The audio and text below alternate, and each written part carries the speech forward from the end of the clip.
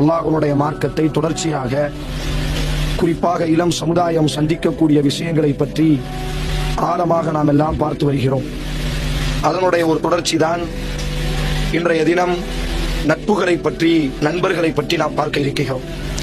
பொதுவாக மனித இனம் அல்லாஹ் ரப்புல் ஆலமீன் எல்லா நபர்களுமே ஏதோ ஒரு விதத்தில் யாரோ ஒரு இடத்திலாவது நட்பு பாராட்டுபவர்களாக, கண்டிப்பாக மனித இனம் ஏதோ ஒரு சூழ்நிலையில் பிறரின் மீது அன்பு வைத்து அந்த அன்பிற்கு நட்பு பாராட்டிக் கொண்டிருக்கக்கூடிய சூழலை நாம் பார்க்கிறோம்.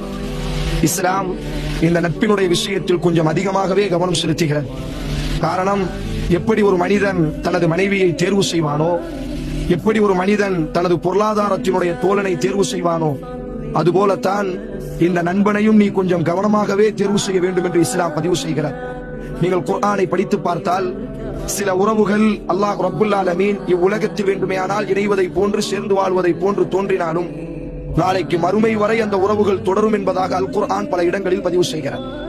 அதில் கணவன் மனைவி என்ற அந்த உறவை பற்றி அல்லாஹ் பதிவு செய்யும் பொழுது, ஏதோ இன்றைக்கு நாங்கள் திருமணம் முடிக்கிறோம், ஏதோ சம்பிரதாயம் சடங்காக வாழ்ந்து கொண்டிருக்கிறோம் என்பதாக நாம் நினைத்தாலும் நாளைக்கு மறுமையிலும் யார் சிறந்த கணவன் மனைவியாக வாழ்வார்களோ இவ்வுலகில், நாளைக்கு மறுமையிலும் அல்லாஹ் ரப்புல் ஆலமீன் ஃபதுகுலுல் ஜன்னத அன்தும் வ அஸ்வாஜுகும் துஹ்பரூன், இந்த சொர்க்கத்தினுடைய பூங்காக்களில் நீங்கள் நுழையுங்கள், உங்களுடைய மனைவியினுடைய கரம் பிடித்து நீங்கள் நுழையுங்கள் என்பதாக அல்லாஹ் ரப்புல் ஆலமீன் அந்த மனைவி என்ற அந்த உறவு இவ்வுலகத்தோடி முடியக்கூடிய உறவுகள் அல்ல, நாளைக்கு மறுமை வரை தொடரக்கூடிய உறவு என்பதாக அல்லாஹ் அல் குர்ஆனில் பதிவு செய்கிறார்.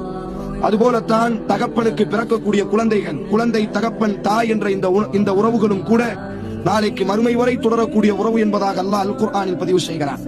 அப்படி மறுமை வரை தொடரக்கூடிய ஒரு சிறந்த உறவுகளில் ஒரு உறவுதான் இன்றைக்கு நாம் சாதாரணமாக பழகிக் கொண்டிருக்கக்கூடிய இந்த நட்பு.